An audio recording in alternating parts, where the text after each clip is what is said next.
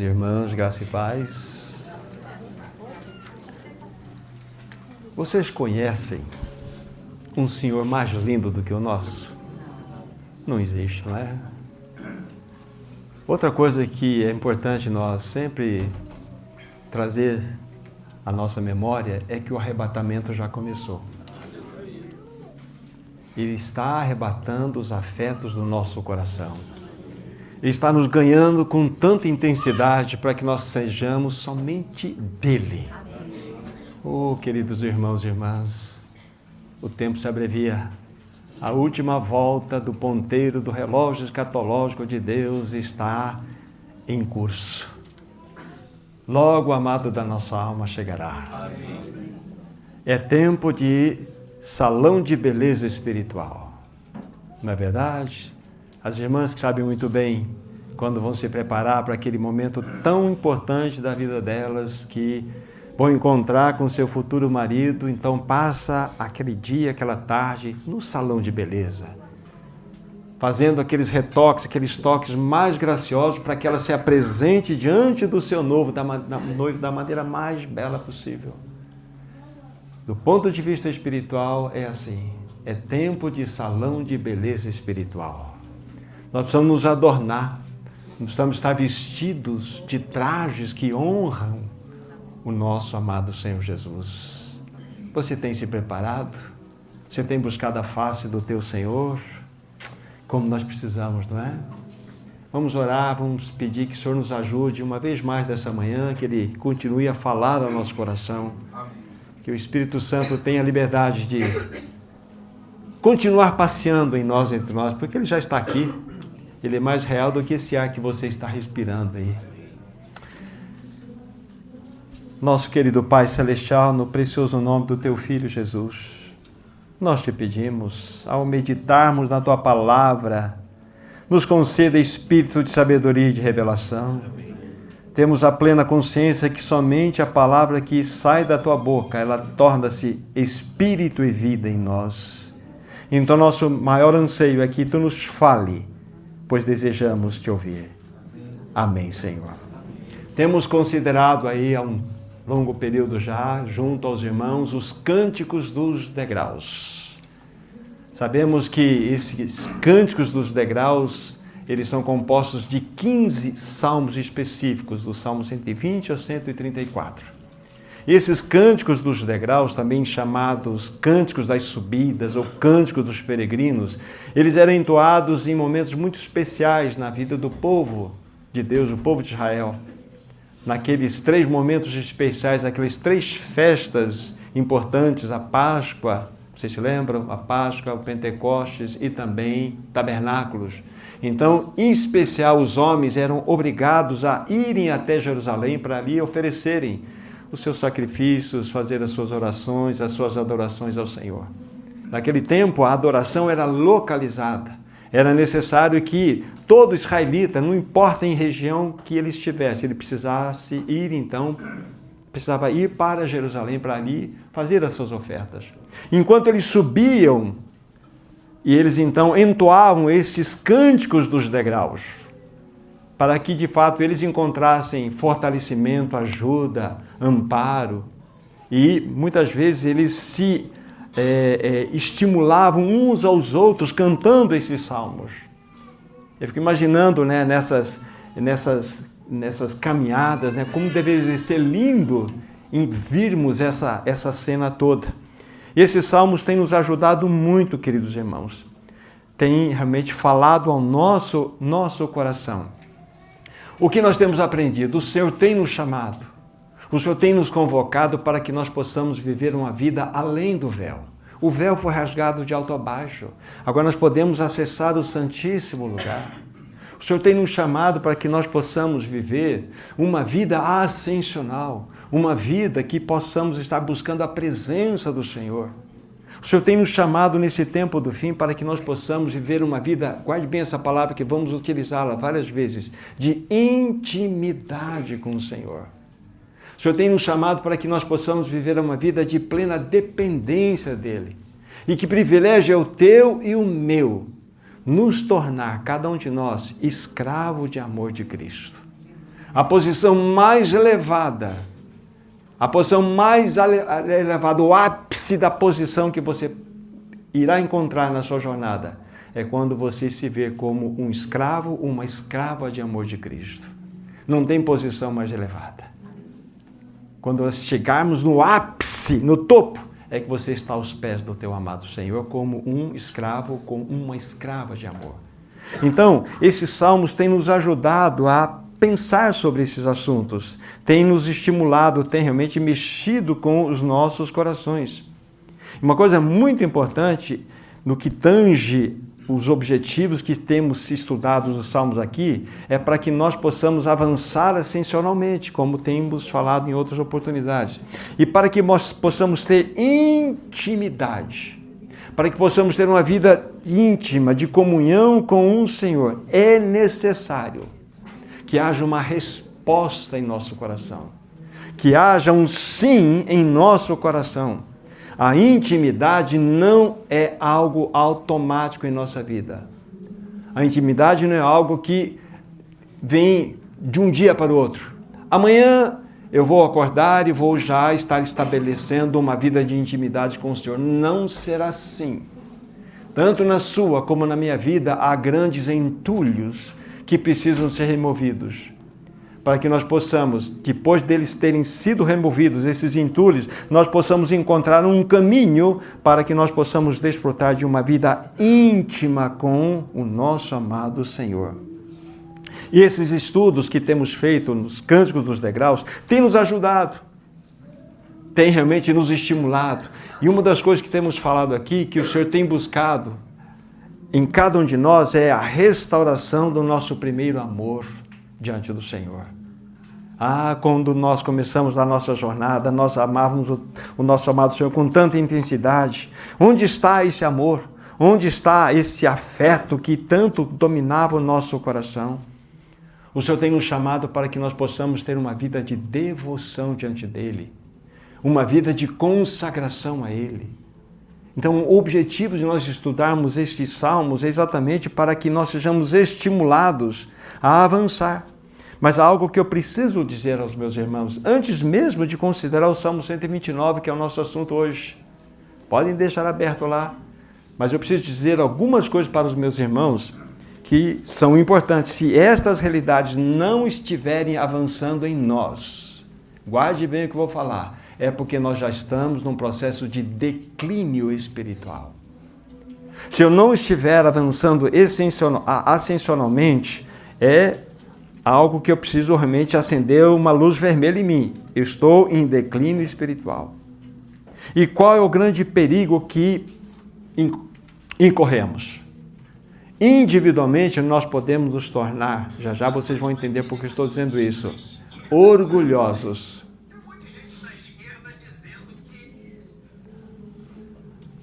Individualmente, o que pode acontecer?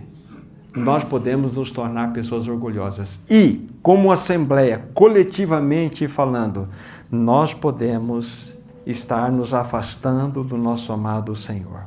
Isso é muito, muito sério. Essas realidades precisam ser vistas em nós. Podemos nos tornar, sabe o que, irmãos e irmãs? Uma Laodiceia. Uma Laodiceia. Vocês sabem muito bem o que está escrito nessa 7ª carta, somando aquelas outras 6 anteriores, escritas as cartas do Apocalipse. A última é uma carta do Senhor escrita a Laodiceia. É interessante quando você vai analisar essa carta, ali não tem uma repreensão contra aquela igreja por problemas de heresia, de forma alguma. Aquela igreja, na realidade, era uma igreja que era cercada de uma boa palavra, de um bom conhecimento e praticava boas obras. Mas qual era o problema, então, daquela igreja? Por que ela foi exortada, a igreja de Laodiceia? Porque nela não havia mais intimidade com o Senhor. Tanto é que você vai verificar, não precisam ir lá, no capítulo 3 de Apocalipse, do versículo 14 em diante, tem um registro dessa carta. Lá no final vai estar escrito que o Senhor está do lado de fora, batendo na porta. Então, uma igreja que funcionava, tendo conhecimento, tendo pregações, tendo reuniões, tendo de tudo, mas o Senhor não estava lá dentro. E o Senhor dá uma dura palavra àquela igreja. É interessante que aquela igreja, ela se autobastava, ela era cheia de si mesma, ela se vangloriava. Ela dizia o seguinte: eu sou rica e abastada, de nada tenho falta. Olha que orgulho.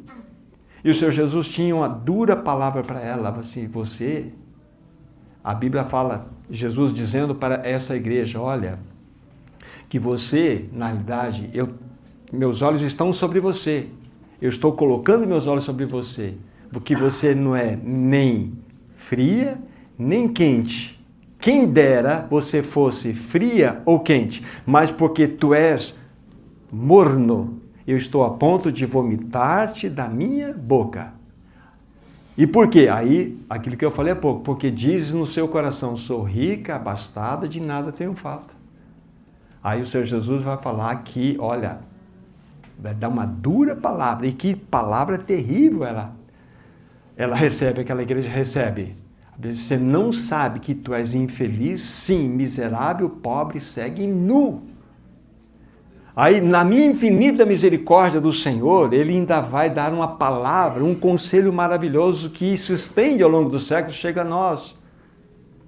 Aconselho-te que de mim compres ouro refinado para enriqueceres, vestiduras brancas para poderes te vestires e assim ocultares a nudez, a tua nudez, e compre colírio para os teus olhos para poder enxergar.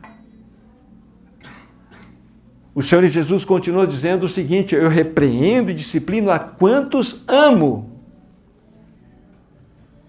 Arrepende-te, pois. Arrepende-te, pois.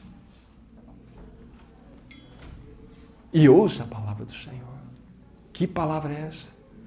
Dentro da figura ali do livro de Apocalipse, dessa carta escrita à Laodiceia, essas três realidades que o Senhor Jesus diz para que aquela igreja pudesse comprar dele mesmo, ouro representa santidade. Santidade. A Bíblia fala de vestes brancas, fala de testemunho. E colírio para ungir os olhos, fala de discernimento espiritual. Todas essas três coisas, elas advêm a nós através de uma vida de intimidade com Ele. E o Senhor está dando esse conselho maravilhoso, não somente àquela igreja, mas também a todos nós. Então, queridos irmãos, se nós, ao estudarmos não somente os cânticos dos degraus, como temos feito aqui, mas estudarmos o livro de Romanos, como nós temos visto, e outros assuntos que têm sido trazidos por outros irmãos, se nós não estivermos recebendo no nosso coração, isso precisa estar sendo traduzido em prática, então alguma coisa está errada conosco. Então que o Senhor nos ajude para que nós não sejamos aí acusados desse terrível mal, que essa palavra de, vamos dizer assim, de exortação do Senhor Jesus dada à Laodiceia não seja uma palavra que seja cabida a nós. O Senhor nos livre disso. Para tanto, é necessário que nós nos posicionemos diante do Senhor. Que esta palavra, então, de fato, que temos falado, essa palavra de exortação, ela possa crescer no nosso coração, possa avançar no nosso coração. E é interessante que quando nós olhamos, ainda para finalizar esse pensamento de Laodiceia, o Senhor Jesus diz assim: aconselho-te que de mim compres. É interessante essa palavra comprar. Comprar. Então isso significa, alguns irmãos já ouviram eu falar sobre esse assunto, significa que existe uma moeda de troca celestial.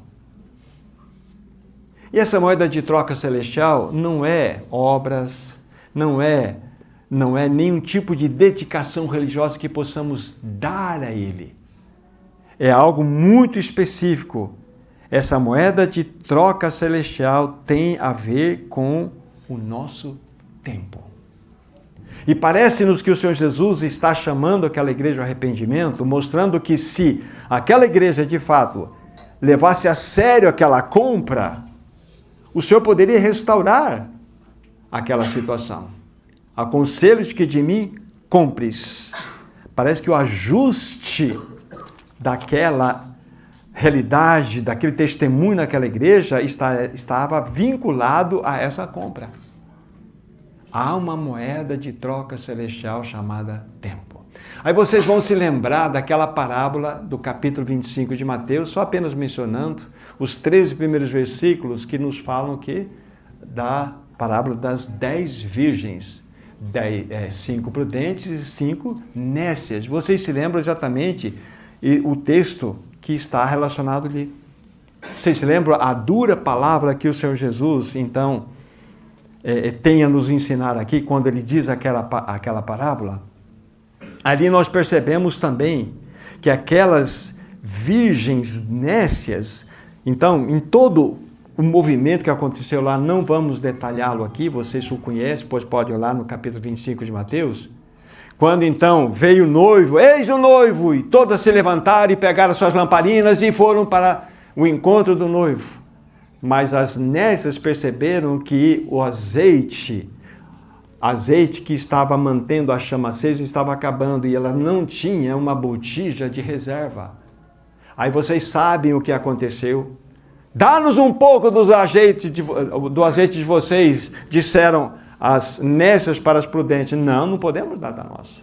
Esse assunto aí não é assim não. Vá aqueles que vendem e comprem e vocês voltem. Então a gente percebe que ali também há uma realidade de uma moeda celestial. E nós precisamos entender o que significa isto. O que significa isso? Olha como vocês vão entender de maneira fácil. Não vamos discutir a escatologia daquele texto, vamos discutir o assunto importante para nós aqui. Qual era a prioridade daquelas 5 virgens prudentes e qual era a prioridade daquelas 5 virgens nécias? Aí nós temos que perceber isso. Agora, vai ficar mais fácil vocês entenderem. Vamos voltar 2 anos na história dessas 10 virgens. Vamos voltar vários anos atrás. Pegar assim. E vamos pegar a vida delas na prática. Tanto as 5 virgens prudentes como as 5 virgens nécias. Qual era a prioridade desses 2 grupos? Aí vocês vão entender o que significa a busca de uma vida de intimidade com o Senhor. De que maneira aquelas prudentes viviam diante do Senhor. E quando elas são estimuladas ou levadas a comprar o azeite que lhe faltava, com certeza não está falando de salvação. Que salvação não se compra. Salvação é algo que vem pela graça de Deus. Então ali é um outro assunto. Mas vamos colocar as prioridades. A prioridade daquele grupo das prudentes, a prioridade do grupo das nécias. Com certeza aquelas nécias amavam-se a si mesmas. Elas não tinham tempo para o Senhor. A sua agenda natural era cheia de afazeres, de coisas, inclusive religiosas. Qual era, de fato, a prioridade daquelas virgens? Qual era? Elas não tinham intimidade com o Senhor. E se nós não olharmos isso como uma palavra de exortação para nós, se nós fazemos uma projeção agora para frente, a partir dessa data, vamos, lógico, hipoteticamente pensar que Jesus venha daqui a 5 anos. Então, que tipo de vida você vai estar vivendo até lá? Se você soubesse. Qual será a sua prioridade máxima? Qual será a sua agenda? Você entende o que eu falo? Para não chegar lá depois, você chegou lá, você é uma pessoa salva, tudo certo, e daí? Mas qual foi a sua dedicação? Qual foi, de fato, vamos dizer, o seu envolvimento com o Senhor? Não somente com os assuntos do Senhor. E eu faço questão de colocar uma coisa para vocês aqui sobre Charles Spurgeon. Fiz algumas anotações aqui, vou abrir aspas em várias situações que eu vou falar, porque vale realmente a pena, ou é muito positivo para nós. Spurgeon disse, presta atenção, que há um preço a ser pago para gozarmos da intimidade, mas poucos têm a disposição de pagá-lo. Continua ele dizendo, frequentam todas as reuniões possíveis e mesmo assim não conseguem ter intimidade com o Senhor. Porque não são as atividades religiosas que nos levam à vida de intimidade com Ele. É como se existisse, diz Spurgeon, um vidro invisível entre elas e o céu. A intimidade com Deus não é uma dádiva dada a preguiçosos, mas uma conquista reservada aos que ousam morrer para si mesmos. Irmãos, algo muito importante que nós temos aprendido, né? Finalizamos o estudo do livro O Supremo Propósito, uma das coisas, dentre tantas outras verdades que deve estar cravada em nosso coração, que regeneração é troca de cativeiro. Quando nós nascemos nesse mundo cativos do diabo, do mundo, do pecado, do nosso ego. Esse é um cativeiro no qual nós nascemos, não tem como nós sairmos, somos prisioneiros. Quando o Senhor Jesus vem e realiza a obra de libertação, de salvação, quando Ele morre naquela cruz, Ele crucifica o nosso velho homem, Ele nos dá da sua vida. Isso significa troca de cativeiro. Você não é livre desse mundo, de você, do diabo, do pecado, para você viver a sua vida. Você foi liberto de um jugo que era imposto para que você voluntariamente seja um cativo de amor de Cristo. Danilo, você não se pertence mais, você é de Cristo. Houve uma troca de cativeiro, Marquinhos. Houve uma troca de cativeiro. Houve. Nós não somos mais nós mesmos. Somos daquele que por nós morreu e ressuscitou. Isso é fundamental para entender a obra da regeneração. É que nós queremos viver uma vida onde o Senhor é o coadjuvante, é aquele que nos ajuda, mas Ele não entra nessa. Ou Ele é o tudo ou Ele não é nada. Então é muito importante que nós entendamos isso. Então, é fundamental para nós. Continuando aqui com o pensamento de Charles Spurgeon, porque é para morrer para nós mesmos, o último pensamento. Aproximar-se do Deus vivo não é um passeio tranquilo, é uma travessia em que tem o seu preço a ser pago. Agora um pouco da história de Spurgeon. Spurgeon foi um homem que sofria de depressão. Spurgeon, ele tinha uma doença chamada gota, que era inflamação de todos, vamos dizer assim, de todas aquelas partes das suas articulações, das suas juntas. Ele sofria críticas pesadas no seu tempo, principalmente dos religiosos. E olha só que interessante, mediante as suas provações, sabe o que ele dizia? Que a dor do caminho não é punição, é purificação. Olha que sabedoria. Hoje nós vivemos numa sociedade anti-dor, anti-sofrimento. Que tudo que fala de dor, sofrimento, perda, qualquer problema é do diabo. Não é verdade. Olha só, Deus não desperdiça sofrimentos em nossas vidas. Aí ele vai citar um livro de Tiago, capítulo 4, versículo 8, que diz assim, chegai-vos a Deus, e Ele se chegará a vós. Então você tem que dar um passo de fé. Chegai-vos a Deus. É um posicionamento nosso diante do Senhor. Isso, quando nós olhamos, é uma questão de prioridade. Precisamos, amados irmãos, abrir mão da nossa agenda natural para nós nos submetermos à agenda celestial. E isso tem um preço.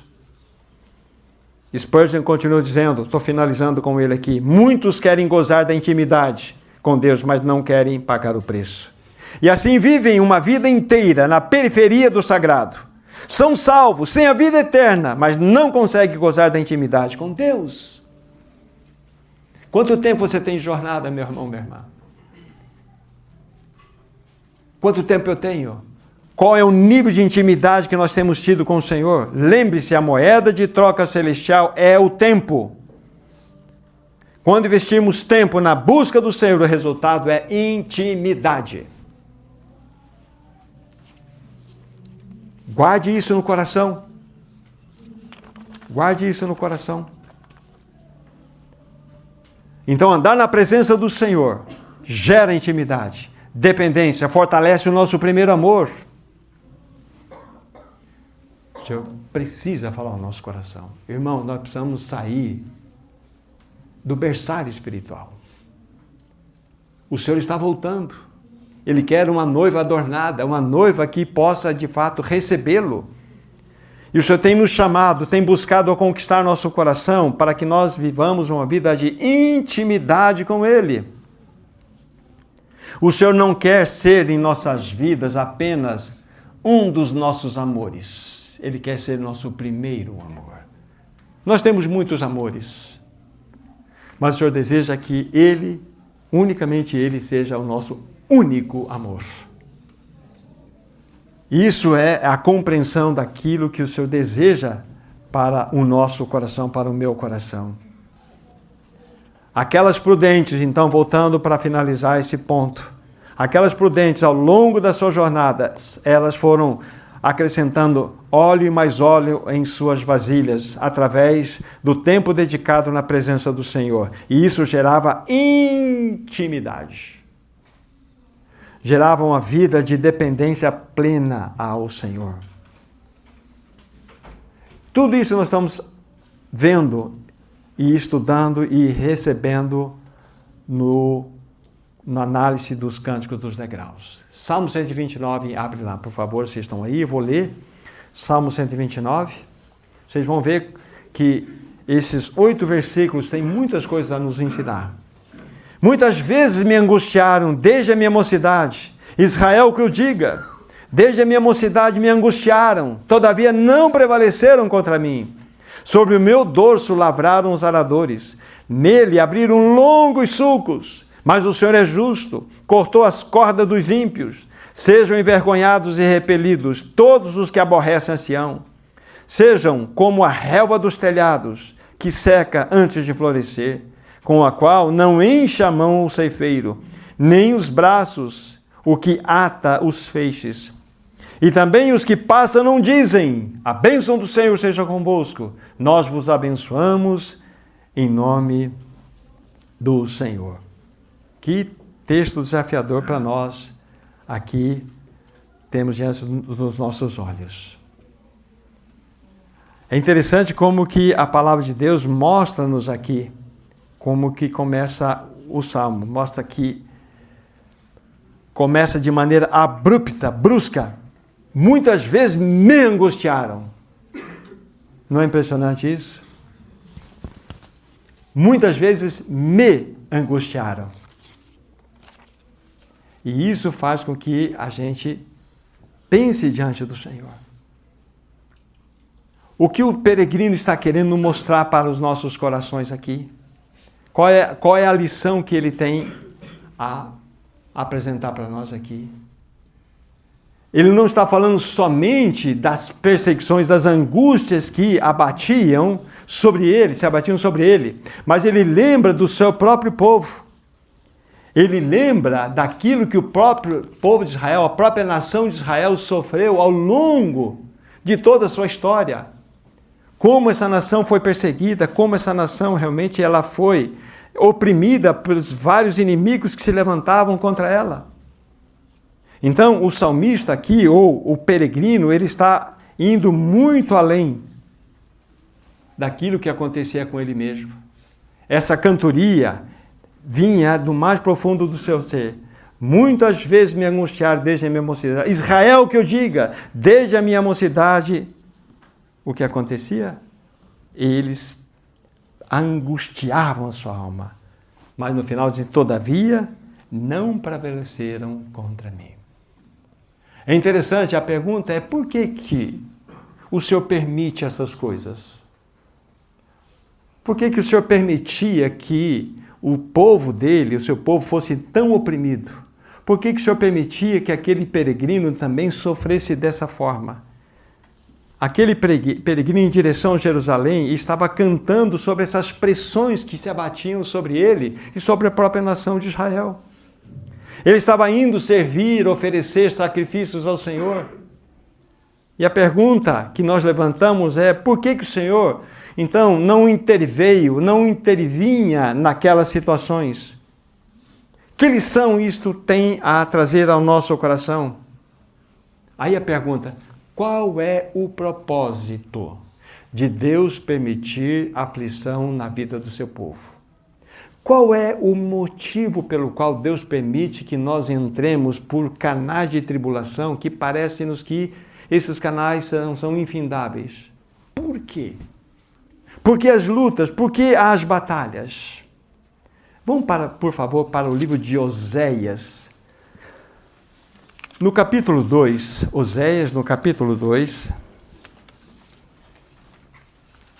Oséias, no capítulo 2. E aqui nós vamos aprender uma preciosa lição. Oséias, capítulo 2, apenas 2 versículos. Esse texto tem falado ao meu coração e me ensinado muitas coisas. Oséias 2, 14 e 15. Diz assim: portanto, eis que eu a atrairei e a levarei para o deserto, e lhe falarei ao coração, e lhe darei dali as suas vinhas, e o vale de Acor por porta de esperança. Será ela obsequiosa, como nos dias da sua mocidade, e como no dia em que subiu da terra do Egito. Esses 2 versículos têm uma lição, ou algumas lições, a nos ensinar de maneira muito profunda. Prestemos bem atenção aqui. Eu creio que a nossa mente vai ser completamente mudada no que tange a discernirmos as provações que têm chegado ao nosso coração. De onde elas procedem? Qual é o objetivo dessas provações? O que impressiona, olhando para esse texto, é olhar e ver os métodos estranhos que Deus utiliza para falar com o seu povo. Deus utiliza das maneiras mais difíceis e interessantes para tratar com o seu povo. Lembre-se, esse povo, ele era um povo que estava realmente em rebeldia contra o Senhor, o seu povo. Era um povo que estava dando as costas para o seu Senhor. E Deus então queria falar ao coração daquele povo. Deus amava aquele povo. E quando você ama, você deseja falar, você deseja que o que você quer ensinar chegue de maneira clara ao coração daquela pessoa.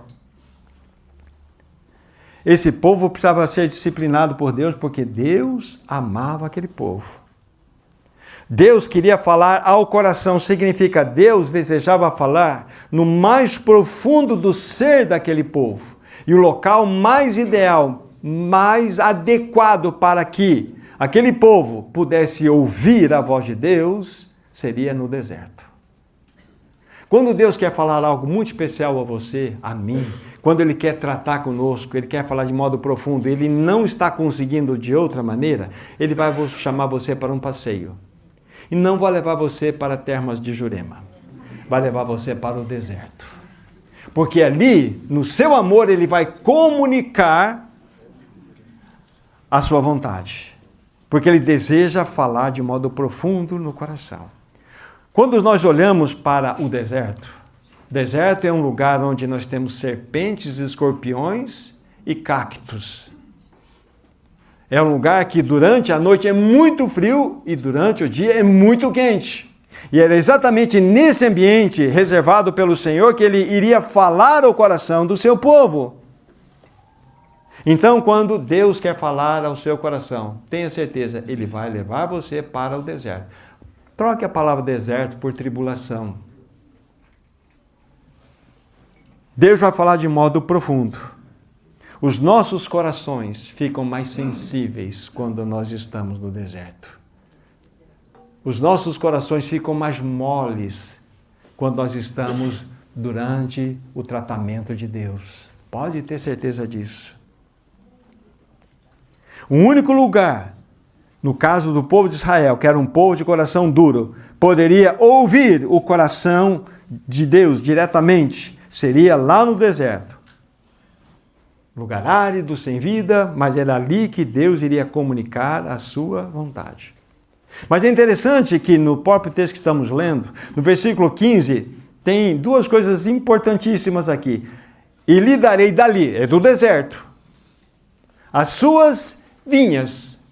Mas vinhas, plantação de vinhas no deserto, vinha nos fala exatamente daquele vinhedo, das uvas. E vinho e uva falam-nos de alegria, falam de contentamento. O Senhor está mostrando para aquele povo que é no deserto que eles conseguiriam, então, de fato, colher as vinhas. Onde nós iremos colher aquilo que é doçura para a nossa vida, aquilo que é contentamento para a nossa vida. É no deserto.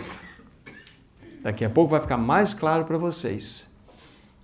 O Senhor deseja que enquanto você e eu estivermos em tribulação, em provação, no deserto, naquele ambiente árido, com serpentes, escorpiões, cactos, nós possamos, ao invés de vislumbrar essas realidades, possamos vislumbrar vinhas. Sabe por quê? O Senhor está em você.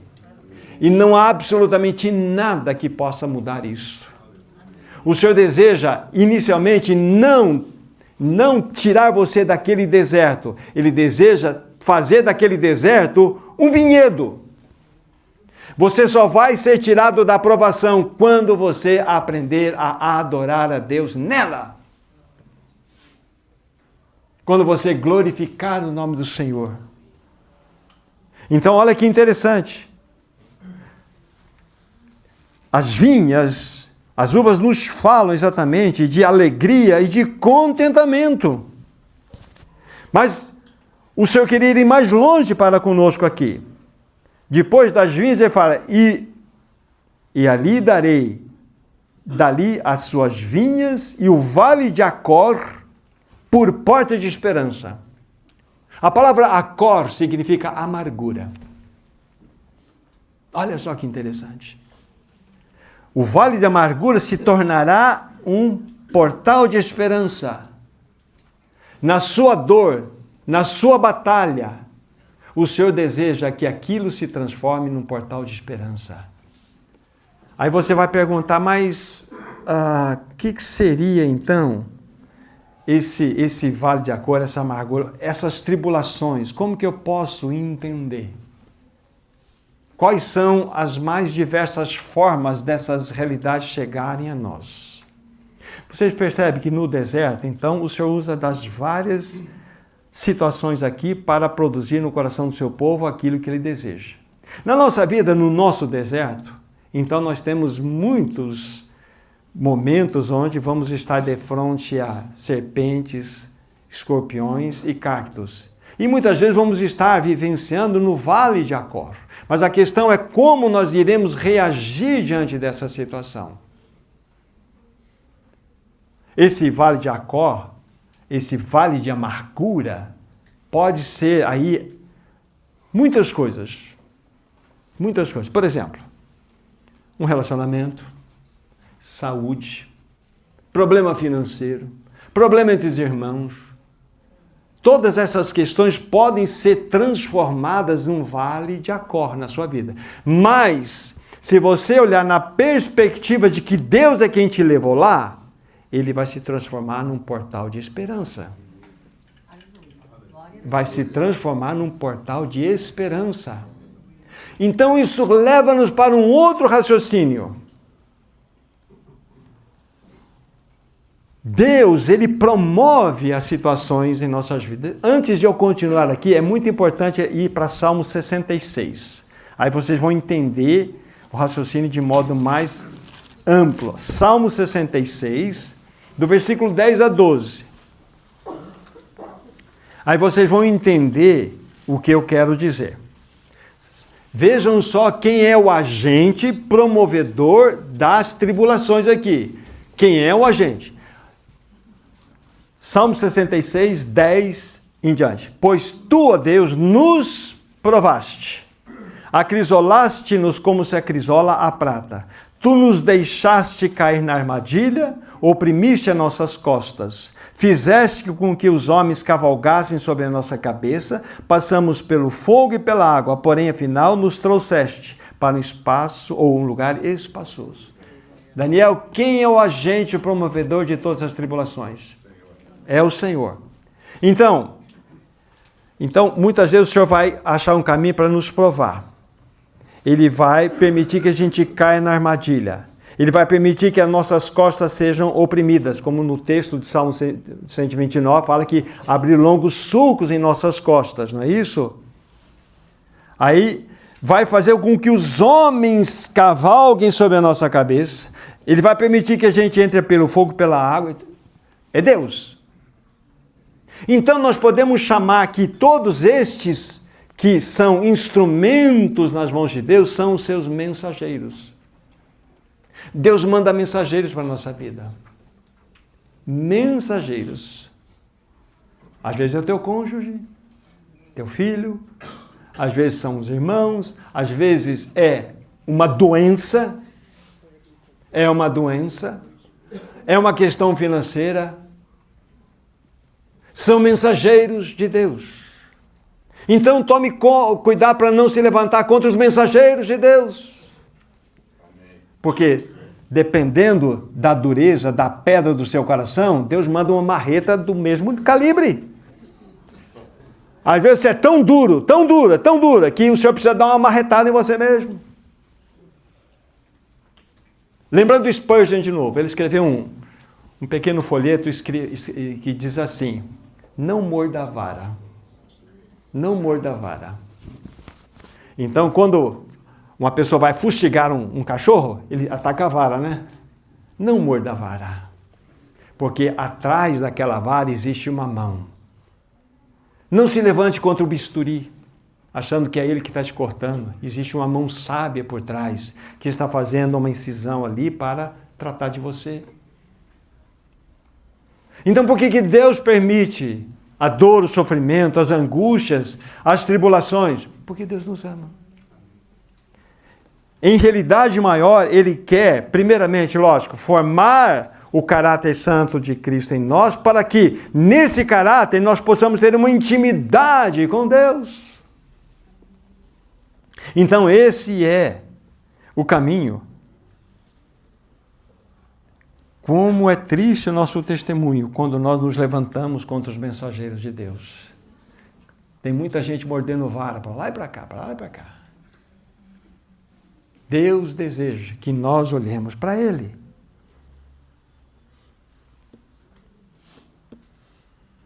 O Senhor quer tratar conosco, queridos irmãos. Ele quer tratar conosco. Quando a gente olha, vamos pensar rapidamente aqui. Pense na vida, por favor. Pense na vida de José. José foi vendido com 17 anos de idade. Se ele não fosse vendido, não tivesse passado por todo aquele sofrimento e rejeição, ele não reinaria sobre todo o Egito, correto? Não é isso? Se a gente pensar, por exemplo, aqui em Davi, ele foi perseguido por 10 anos por Saul. Se ele não fosse perseguido, ele não subiria ao trono de Israel. Não é isso? Daniel, que foi levado como cativo para a Babilônia, 15, 14, 13, 16 anos, por aí, ele foi levado como cativo para a Babilônia. E lá, então, ele se tornou o quê? Um dos grandes libertadores. Se ele não experimentasse o cativeiro, como ele seria um libertador? Olha quanta história. Você pega Paulo, ele precisou ficar 3 anos no deserto da Arábia, mais uns 10 anos lá em Damasco, sendo preparado para que o Senhor pudesse usá-lo. Ou seja, quem eram os instrumentos usados por Deus? As mais diversas situações. A família de José, Davi, a questão do cativeiro. Ou seja, Deus não perdeu o controle de nada, irmãos. Então não se levante contra os mensageiros de Deus. Não morda a vara. Deixa Deus ser Deus da sua vida. Deus está no controle de tudo, irmãos. Quando a gente pensa na própria história, não precisa nem ir lá, mas se vocês olharem a galeria dos heróis da fé, de Hebreus capítulo 11, Vejam lá, os que eram verdadeiramente aqueles que classificaram homens que viveram pela fé. Não somente aqueles que fecharam a boca de leões, que passaram sobre as águas. Não. Aqueles que morreram, aqueles que foram cerrados ao meio, aqueles que foram levados para viverem no deserto. Esses eram os heróis da fé. Então, meu irmão, minha irmã, você e eu nos encontramos em tribulação. Esse é o caminho, esse é o cristianismo. Bem-vindo. Essa é a realidade. Não tem outro caminho, esse aí. Provação. Agora, José Luiz, não se levante contra os mensageiros. Não morda a vara. Deixa Deus ser Deus. A única coisa, meu irmão José Luiz, e eu também, e todos eles aqui também, que nós devemos temer são os nossos pecados. Porque isso nos separa de Deus. Porque quando eu peco, então eu dou uma legalidade ao inimigo vir e fala assim, pera lá, mas você está com raiva daquele irmão, você não perdoa não? Oba, é que eu gosto. O diabo vem lá, bota uma ovinho de serpente na sua vida. Aí você está tudo bem, ele não vai te provocar muito. Aí você continua com essa situação, vai aumentando o pecado. E você vai sendo afastado de Deus, você vai sendo entulhado. Então, o que você e eu, meu irmão, e todos eles aqui também precisamos temer é a respeito dos nossos pecados. Isso nos separa de Deus. Agora, tribulação, não. Tribulação, o Senhor, ele vem para nos purificar. É a bênção da purificação em nossas vidas. Muito bem. Quando nós olhamos não só essa realidade de Hebreus capítulo 11 que eu falei, mas se você olhar a própria história do cristianismo, nos 4 primeiros séculos, o cristianismo foi duramente perseguido, começando com Nero, que deflagrou a mais terrível de todas as perseguições, onde milhares e milhares de cristãos foram mortos de maneira bestial, lançados aos animais selvagens para serem mortos, famílias inteiras, queimados em postes com chamas de fogo sobre eles, queimados vivos. Então, houve uma perseguição muito grande ao longo. Aí você pega Domiciano, Diocleciano, você pega Trajano, todos os outros imperadores que foram terríveis.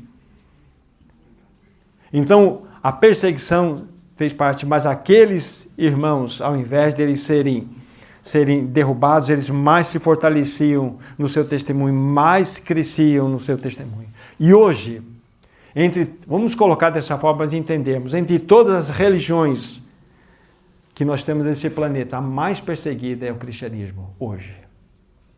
É a mais perseguida em todos os tempos, não só fisicamente falando, mas ideologicamente falando agora, principalmente no Ocidente. É a mais perseguida de todos os tempos. Isso é indício claro da volta do Senhor Jesus.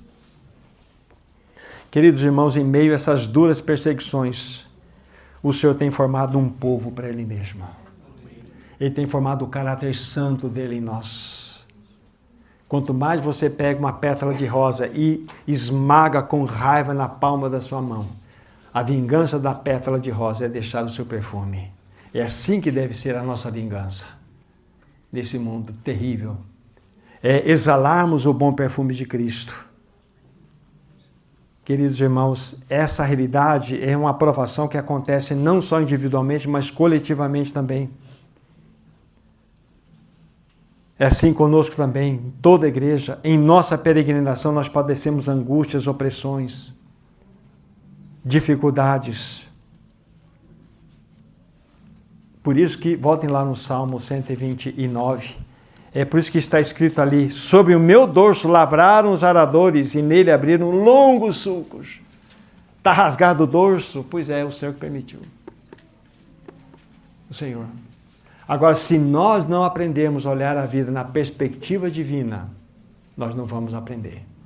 Nós vamos sofrer. Nós vamos ser como uma montanha russa, né? Hoje eu estou bem, amanhã eu estou mal. Hoje eu estou bem.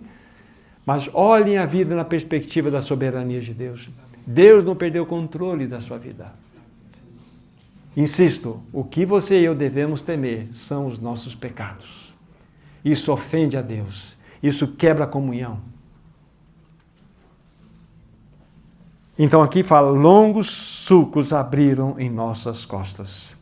Tem sido assim com cada um de nós, na verdade, e este é o caminho. Novamente, desculpa, eu estou citando bastante Spurgeon hoje, mas vale a pena. Olha a frase que ele tem a nos dizer aqui. Deus teve um filho, apenas um filho sem pecado, mas nunca um filho sem dores ou sofrimento. Sem pecado ele só teve um filho, mas nenhum filho que não tenha tido dor ou sofrimento. Que lindo isso. Jesus disse mesmo, no mundo vocês terão aflição, mas tem de bom ânimo, diz ele, eu venci o mundo.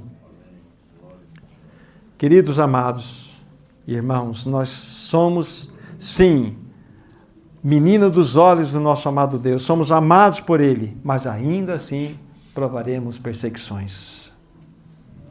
As perseguições fazem parte da nossa jornada. Não tem como o Senhor tratar conosco. E por quê? Porque, falo por mim, falo por nós, somos duros. O Senhor não consegue falar conosco num resort, numa praia com palmeiras. Ele só consegue atingir nosso coração no deserto. E isso é amor. Ele podia desistir de nós, mas Ele não desiste. Ele vai até o fim. Senhor, por que está demorando tanto, Senhor, essa tribulação? Vocês já me ouviram falar, né? Eu estou caprichando em você. Eu estou caprichando. Quero que o caráter do meu filho seja formado em você até o fim. Então, olhe para o seu vale de Acor. Olhe lá dentro do ambiente da sua casa, olhe para a sua saúde, olhe para a sua questão. É o seu vale de Acor, mas ele pode se tornar, de fato, uma amargura para você, ou você pode torná-lo num portal de esperança. Que em meio àquela tribulação, você vai ser livre. Irmão, você nunca será livre, primeiramente, dos problemas externos. Você será livre, primeiramente, de você mesmo. Quem é que derrota a doença, senão aquele que na doença glorifica o Senhor? Nós derrotamos nossos inimigos, tendo-os à nossa volta. Nós derrotamos as circunstâncias, vivendo nelas. Onde foi que Sadraque, Mesaque e Abdenego conheceram o quarto homem daquela fornalha ardente? Não foi lá dentro do fogo? Onde você vai conhecer o quarto homem, que é Cristo Jesus? Não é no fogo? Então deixa Deus fazer a obra. Está no fogo, meu irmão, minha irmã? Então é ali. Ali que o Senhor pode abrir os teus olhos e você vai vê-lo. Você vai enxergá-lo. Então, pare de morder a vara. Pare de olhar para os mensageiros de Deus. Senhor, o Senhor quer tratar com o meu coração. Senhor, eu quero te louvar por essa marreta que vive comigo, Senhor. Eu quero te glorificar por essa pessoa que está ao meu lado. Esse é o ponto. E o Senhor vai ganhando o nosso coração. Salmo 129, nós estamos aqui, lembrando que do que nós estamos falando, que essas perseguições, essas angústias fazem parte do currículo de qualquer cristão. Pense na própria vida de Jesus. Não foi fácil, né? Mas Jesus era uma pessoa extremamente feliz. Guarde que eu vou falar para vocês. Temos falado muito que nós somos chamados para sermos escravos de amor de Cristo. Não é isso? Vamos colocar assim, aquele que verdadeiramente manifestou a mais alta realidade de expressão de ser um escravo de amor foi o Senhor Jesus Cristo diante do seu Pai. Ele foi o verdadeiro escravo de amor que viveu nessa terra. Eu desci do céu não para fazer a minha vontade, mas a vontade daquele que me enviou. Uma comida eu tenho para comer, e esta é fazer a vontade do meu Deus. Assim como eu ouço, assim eu julgo. Porque eu desci do céu não para fazer a minha vontade, mas assim daquele que me enviou. Isso é uma realidade de alguém que era um filho amado, mas tinha um espírito de escravo de amor. E nós devemos ser escravos de amor de Cristo. Aqui está o alto mais elevado da sua plena libertação. O que é uma pessoa livre, do ponto de vista do mundo, vocês têm resposta aí no coração, né? O livre no mundo. Mas o que é o livre na Bíblia é aquele que é 100% escravo de amor de Cristo. Você nunca vai encontrar um grau de liberdade maior do que quando você experimentar o que significa sim, Senhor. Você é ser um escravo de amor de Cristo. Porque enquanto você não se tornar um escravo de amor de Cristo, você... e somos isso aí, ó. Reclamões, murmurentos, e vamos achar culpado, brigamos, perdemos sono, precisamos de remedinho para dormir. Assim vai a nossa vida. Mas o Senhor deseja nos tornar escravos de amor. Lembre-se uma coisa importante, o Senhor sempre vai corrigir aquele que ama. Que filho há que não tenha correção? Se vocês estão sem correção, vocês não são filhos, são bastardos. Deus corrige a que ama. A Bíblia fala, vossos pais vos corrigiam, e eles tinham lá seus motivos, né? Por um pouco tempo, e tinham o seu valor. Agora, nosso Pai Celestial nos corrige para aproveitamento, para que possamos fazer parte da sua santidade. Então, Deus deseja que nós entendamos esse movimento. Olha o versículo 4 do Salmo 129. Mas o Senhor é justo, cortou as cordas dos ímpios. Esse texto é muito interessante.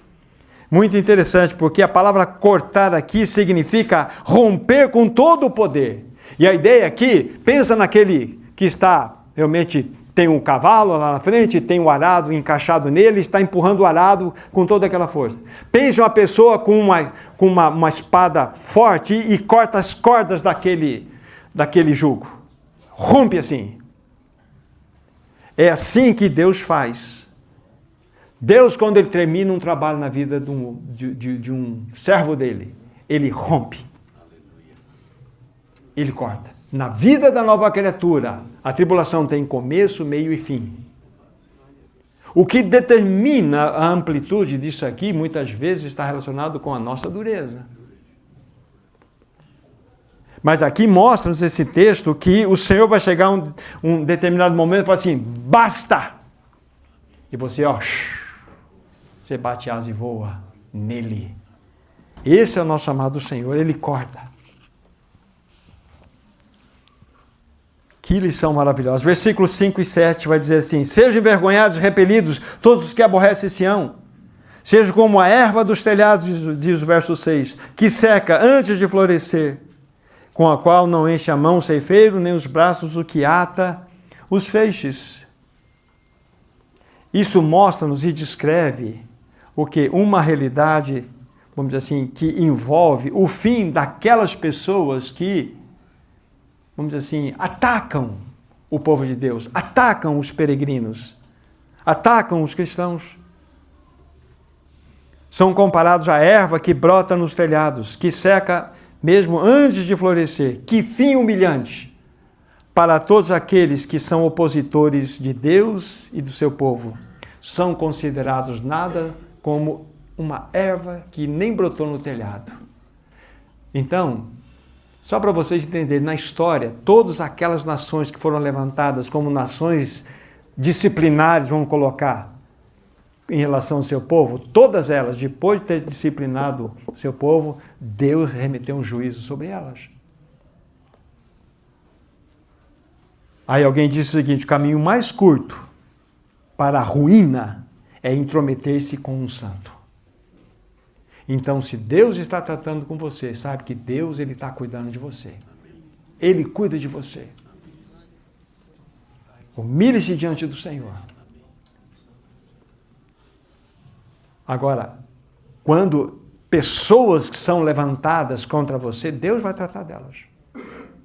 É Deus, isso não é assunto nosso, é assunto de Deus. Não é assunto seu, não é assunto meu.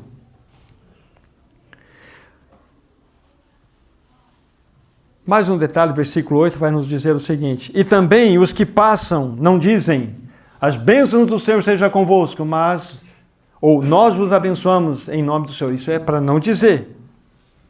Bênção nenhuma pode chegar para aqueles que vivem em impiedade, ou na impiedade.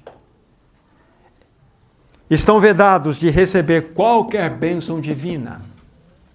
Por quê? Escolheram o caminho da perdição. Queridos irmãos e irmãs, que triste fim é este para os inimigos de Deus, do seu povo, contra os peregrinos. Que lição para nós. Então, deixa eu fazer um fechamento aqui. Queridos irmãos e irmãs, o Senhor tem nos chamado para uma vida de intimidade.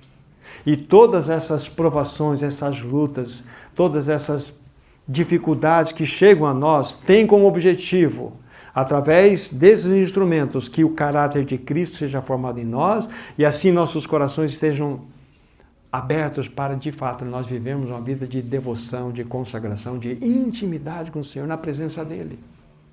Então, todos os mensageiros que estão na vida de vocês e na minha vida, todos são de Deus. É necessário que eu fale isso também. A Bíblia fala assim que nós devemos ter prudência, porque tudo que nós plantarmos, vamos colher. Vocês discernem isso que eu falo. Nós vamos plantar, eu vou colher. Então, aquela situação, quando eu estou com o meu coração, não é impecável, inerrante, não é isso, mas meu coração ligado ao do Senhor, então o Senhor vai tratar comigo. Agora, se eu tenho noção que eu estou fazendo um plantio negativo e vou colher, Deus vai tratar comigo. Cara, não tem a menor dúvida disso. Fique claro esse assunto para nós. Mas, lembre-se, os mensageiros são instrumentos maravilhosos de Deus na nossa vida. E não vamos morder vara para lá e para cá, gente. Deixa Deus ser Deus. Deixa Deus cumprir a sua obra em nossas vidas. Então, quando a gente lê esse salmo, nós somos remetidos a todas essas questões que nós levantamos para o aprendizado do nosso coração. Saiamos daqui com esse pensamento. Fomos chamados para uma vida de intimidade com Ele. Todas as provações que chegam a nós têm um objetivo, nos remeter a essa realidade. Que o Senhor abençoe a sua palavra. Amado Pai Celestial, como nós te louvamos, te benzemos, nós queremos te pedir que quando o arado estiver abrindo longos sulcos em nosso dorso, que os nossos lábios possam produzir sacrifício de louvor, adoração ao teu nome. Que nós possamos te bendizer enquanto estivermos passando pelos vales estreitos. Que o vale de Acor de nossas vidas se transforme em portal de esperança. Que o deserto, que os cactos se tornem em vinhas. Que nós tenhamos contentamento. Que nós tenhamos alegria, Senhor. Continue exercendo a sua obra em nós, irmão, amado Senhor. No nome de Jesus Cristo. Amém, Senhor. Deus abençoe ricamente a todos.